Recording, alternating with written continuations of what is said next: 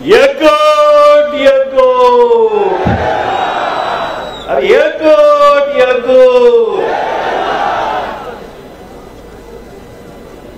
या तमाम महाराष्ट्राचं बहुजनांचं आराध्य दैवत पंढरीच्या पांडुरंगाला नतमस्तक होऊन वंदन करून बहुजनांची आराध्य दैवत डॉक्टर बाबासाहेब आंबेडकर,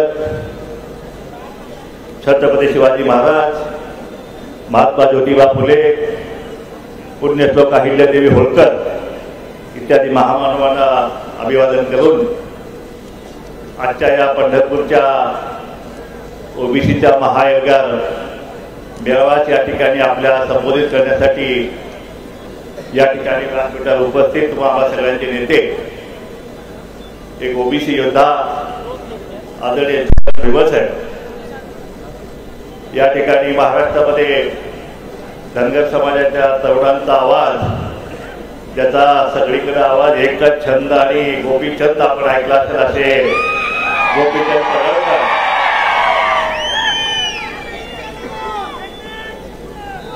वंजारी समाजाचा बुलंद आवाज,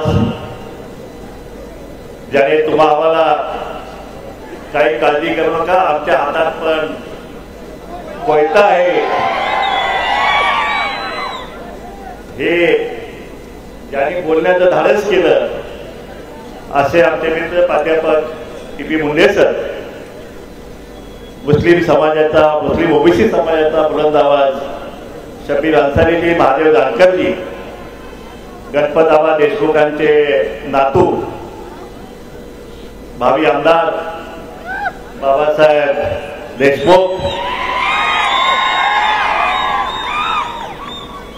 या ठिकाणी जे कुणबी दाखले, मराठा समाज कुणबी पाहिजे, कुणबी दाखले पाहिजे, जो खरा कुणबी आहे कुणबी समाज कोकणातला, त्या कुणबी समाजाचे नेते या ठिकाणी व्यासपीठावर उपस्थित आहे। आदरणीय चंद्रकांत बावकर साहेब, आपण नमस्कार करून हे खरे कुणबी सुद्धा या ठिकाणी व्यासपीठावर उपस्थित आहेत। या ठिकाणी मुंबईला ज्या समाजाचा वेढा पडलेला आहे तो आगरी कोळी समाज, तो सुद्धा, त्यांचे सुद्धा प्रतिनिधी आज या ठिकाणी व्यासपीठावर उपस्थित आहेत। आदरणीय गिरी तांडेल साहेब या ठिकाणी आगरी कोळी समाजाचे नेते या ठिकाणी उपस्थित आहेत। आपण सगळ्यांनी टाळ्या वाजवून स्वागत करा। आणि ज्या समाजाचं नाव काढलं तरी सुद्धा धक्का पडतो असा समाज जो रामोशी समाज आहे, त्यांचे सुद्धा नेते या ठिकाणी उपस्थित आहेत। त्यांनी मागच्या सभेमध्ये भुजबळ साहेबांना काय भेट दिली तर तलवार, आपलं काय पर्शी दिली, पर्शी रामोशाची पर्शी जी आहे ती भुजबळ साहेबांना दिली आहे। त्यामुळे आपल्याकडे कोयता आहे, आता आपल्याकडे पर्शी आहे, आता धनगरांची काठी सुद्धा आपल्या हाताकडे आहे, त्यामुळे काही काळजी करायची आवश्यकता नाही। हे मराठा समाजाचं आक्रमण जे आहे ते आम्ही व्यासपीठावर ही मंडळी जी आहेत, ही मंडळी एकत्र झाली, ते मराठा समाजाचं हे जे आंदोलन सुरू आहे, हे आक्रमण सुरू आहे, हे सहजरित्या आम्ही अरबी समुद्रात बुडवल्याशिवाय राहणार नाही। या मुंबईला तुम्ही म्हणजे मुंबईला यायचं आहे का, कसं यायचंय? 10 लाख गाड्या घेऊन यायचं, 10 लाख गाड्याचं डिझेल पेट्रोल आम्ही आता गाडी बावकर साहेब आम्ही काय करून ठेवतो, त्याची त्या पेट्रोल डिझेलचं बिल 10,000 कोटी रुपये होते। माझं गणित चुकलं होतं, मी 100 कोटी सांगितलं। 10 लाख गाड्या, 3 कोटी समाज,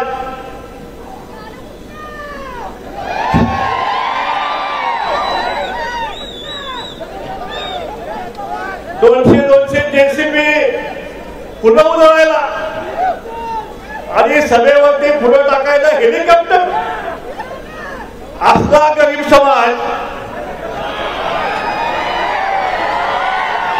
असा एक गरीब समाज मुंबईला येत आहे। अरे बाबा, पांडुरंगाला मी सांगायला घालतो की अशी गरिबी आम्हाला पण येऊ दे।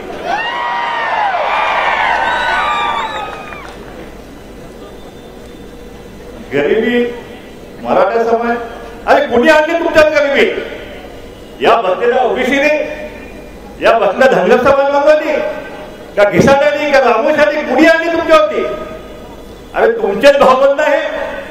75 वर्षे नागासारखे बसलेले आहेत सत्तेवरती, त्यांनीच तुम्हाला गरीब आणली ना.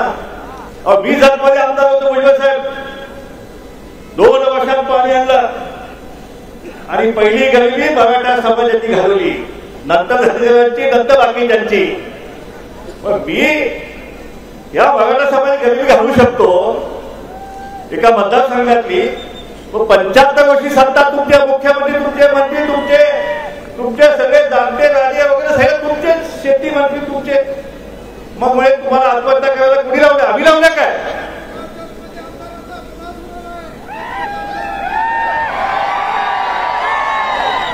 नाही, फक्त जनता होणार नाहीये, 160 होणार आहे. होणार आता म्हणाले भुजबळ साहेब कसे निवडून येतात आम्ही बघतो. आमची 1 लाख 1.25 लाख मतं मराठ्यांची आहेत आणि भुजबळ साहेब आम्ही पाडल्याशिवाय राहणार नाही, भुजबळांना पाडल्याशिवाय राहणार नाही.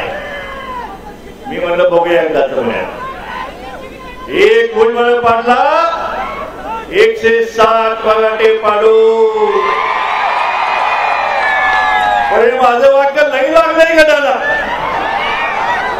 फोन करते ती आमचं नाव तुमच्या यादीत आहे का म्हणून. आता इथं सोलापूरमध्ये 1-2 छोटे भुजबळ साहेब, सगळे मराठे, खासदार मराठे, आमदार मराठे, जिल्हा परिषद आमच्या टप्प्यात सगळं. आता हे चालणार नाही. आता हे चालवायचं का?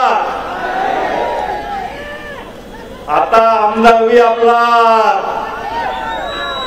आणि खासदार बनवण्याचा आपलाच करायचा ना. या पुढचा वाड्याचा खासदार हा ओबीसीचा जाणार. जीवाचं रान करा. ते काय म्हणतात ना गाणं, म्हणजे मला काठीने घोंगडे घेऊन त्याने मला मुंबईला येऊ दे का. मी थोडीशी सुधार करतो त्यामध्ये. काठीने घोंगडं घेऊ द्या की ना, आणि मला बी लोक सगळे जाऊ द्या की ना. कळलं का तुम्हाला?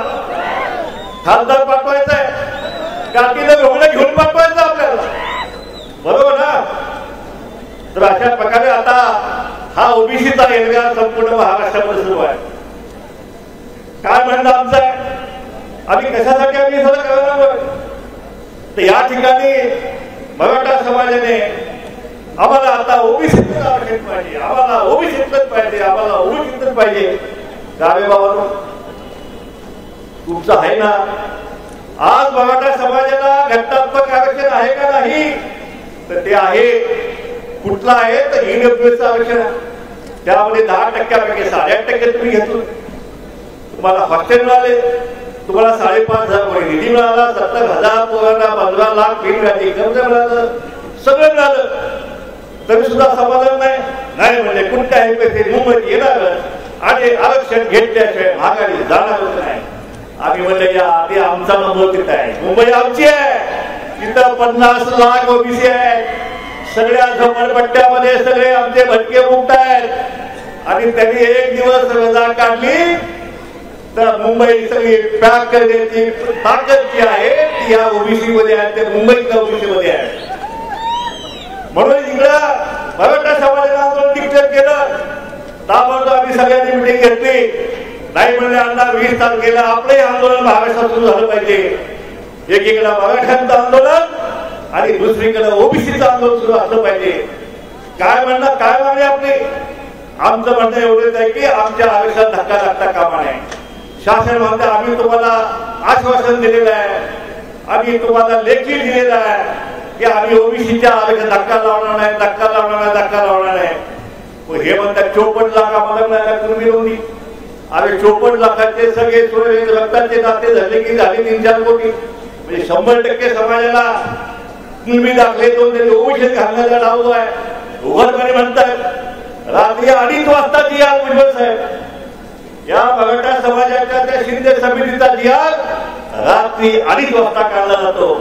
आणि म्हणून रात्री बेरात्री आमचा घात होऊ नये म्हणून आपल्याला 20 तारखेपासून या राज्यामध्ये आंदोलन आपलं सुरू करावं लागेल. रात 9 वाजल्याची आहे. आपण सगळ्यांनी सावध असलं गेलं पाहिजे. परवा 4 तारखेला 4 जानेवारीला माझ्या हातात एक जिया आला. अरे म्हणजे अचानक जिया कसं काय? म्हणजे काय जिया म्हणजे मराठा आरक्षण टिकवण्यासाठी सल्लागार समितीची नेमणूक. 3 रिटायर्ड हायकोर्ट जज, त्यांचा पगार किती? 4 लाख 4.5 लाख रिटायर्ड हाईकोर्ट जज और 6000 स्क्वायर फीट का साउथ मुंबई में ऑफिस, एयर कंडीशन ऑफिस, गाड़ी घोड़ा, विमानाचं तिकीट, पाहिजे तेवढे वकील. आता आम्ही अर्ज केला होता, मी बावकरसाहेब जयंत तात्याचा आम्ही अर्ज केला की ओबीसीचं आरक्षण ह्या सभागृहाने चॅलेंज केलेलं आहे, त्याच्यासाठी सुद्धा आम्हाला वकिलाची फौज लागेल.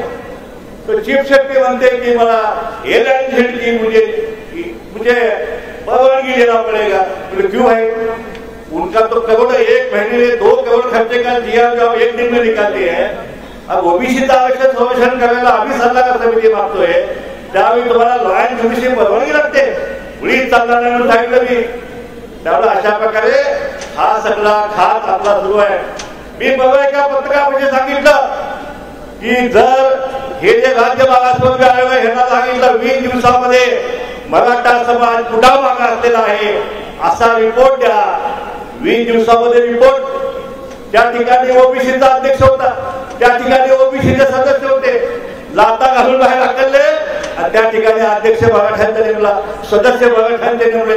आता तेच सर्वेक्षण करणार आणि तेच लिहून देणार पुन्हा की मराठा समाज या महाराष्ट्रामध्ये सामाजिक आणि शैक्षणिक मागासलेला आहे. असं काय? किती वेळा सर्वेक्षण करणार एका समाजाचा? मी आव्हान दिलं की त्या अध्यक्षाच्या निवडणुकीला मी कोर्टात आव्हान दिलेलं आहे, मी त्या सदस्यांच्या निवडणुकीला कोर्टात आव्हान दिलेलं आहे. यांनी काय करावं? काल त्या परवा दिवशी मॅन्डेट बदलला, पुढे आता 20 दिवसात नाही, आता 8 दिवसातच रिपोर्ट द्यायचा. म्हणजे 8 दिवसामध्ये या महाराष्ट्रातला तमाम मराठा समाज हा आता मागासलेला होणार आहे. त्याचं सगळी नियोजन सगळं झालेलं आहे. त्यामुळं हे पुन्हा मागासलेले होऊन पुन्हा आपल्या लोकांनी वाचताना आहे आणि ते होऊ द्यायचं नसेल तर आपल्याला रस्त्यावरची लढाई घ्यायची, आपल्याला लढावं लागेल. भुजबळ साहेबांच्या पाठीमागे सुद्धा आपल्याला ठामपणे उभारावं लागेल. कारण हा आमचा टाइगर अभी जिंदा है, उसका नाम छगन भुजबळ है. शेर कभी बुरा नहीं होता है, माहित आहे ना आपल्याला. त्यामुळं काही काळजी करू नका. आम्ही सगळे लोक या महाराष्ट्रामध्ये ओबीसीच्या एका कडाला सुद्धा धक्का आम्ही लावू दिला नाही असा शब्द या ठिकाणी आपल्याला देतो. आणि पुन्हा एकदा आता लोकसभा आलेली आहे, जवळच आलेली आहे. सगळ्यांनी विचार व्हावा, आपली माणसं आपल्याला लोकसभेत पाठवायचे, त्यानंतर आपली विधानसभा येत आहे, त्या ठिकाणी सुद्धा आपले ओबीसीचे बांधव जे आहे ते केली वाळीसाठी पट्टी किंवा गंगा होणार या सगळ्या समाजाची माणसं आपल्याला आता विधानसभेत पाठवायची आहे. विधानसभा आपल्याला ताब्यात घ्यायची आहे, मंत्रालय सुद्धा आपल्याला ताब्यात घ्यायची आहे. मागच्या एका सभेमध्ये आमचं मंत्रिमंडळाचं वाटप पण झालेलं आहे. भुजबळ साहेब मुख्यमंत्री, मुंडे साहेबांनी वाटप केलं, टीपी मुंडे साहेब म्हणजे अंदाज तुम्ही उपमुख्यमंत्री आणि ते गृहमंत्री म्हणजे आमचं वाटप झालेलं आहे. तुमचं पण होणार वाटप होता, तुमचं पण नंबर आता आहे लागणार आहे, काय काळजी करू नका. पण ह्यासाठी 24 उघडावे लागणार आहे. पूर्ण तयारीशी आपल्याला हा संघर्ष आपल्याला करायचा आहे. मी आज वाघगावला गेलो होतो. आज आपले छत्रपती या ठिकाणी आपले होळकर यशवंत होळकरांच्या जयंती त्याच्या शुभेच्छा तुम्हाला देतो. त्यांचा आशीर्वाद घेऊन आज या ठिकाणी सभेला आलेलो आहे. आणि हे रणसिंग 24 जे आहे ते आपण या ठिकाणी भूमलेला आहे. आता सामना जो आहे तो 24ला रणसंग्राम जो आहे तो ओबीसीचा रणसंग्राम आपल्याला पाहायला मिळेल. आता या ठिकाणी 107 ओबीसी जे आहे ते विधानसभेत जाणार आहे. आपले मंत्री त्या ठिकाणी असणार आहे, सत्ता आपला असणार आहे आणि आपला जिया सुद्धा जो आहे तो आपणच काढायचा आहे, हे लक्षात ठेवा. पुन्हा एकदा आपल्याला जाता जाता विनंती करतो की ज्या ज्यावेळी जी आंदोलन आहे आपण सगळ्यांनी मोठ्या संख्येने त्यामध्ये आपण सहभागी व्हा. या ठिकाणी मुंबईचं आंदोलन सुद्धा मी 20 तारखेला घेतलेलं आहे. त्या ठिकाणी आमचे लक्ष्मण गायकवाड आज जगत नाहीये, पण त्यांनी सांगितलं अण्णा काय काळजी करू नका, 2000 गाडो त्यांनी तयारी केली, 2000 गाडो मुंबईला यायला. आता डुकर कोरडे भटक्यावर फक्त म्हणतात की आम्ही डुकरांनी घेऊन येतोय, कोण म्हणता आम्ही नंदीवर घेऊन येतोय. त्यामुळं आपला लढा जो आहे, आपला लढा आपला सुरू होणार आहे आणि तो लढा जो सुरू करण्यासाठी आपण पूर्ण ताकदीनिशी आपण सगळ्यांच्या पाठीमागं आपण उभा राहावा. पुढायला आपल्याला आश्वासित करतो की या जोपर्यंत जीव आहे तोपर्यंत ओबीसीच्या आरक्षणाला धक्का लागू देणार नाही असा शब्द या पंढरीच्या पांडुरंगाच्या नगरीत आपल्याला देतो आणि खातो. जय हिंद, जय महाराज, जय मल्हार. एबीपी माझा, उघडा डोळे बघा नीट.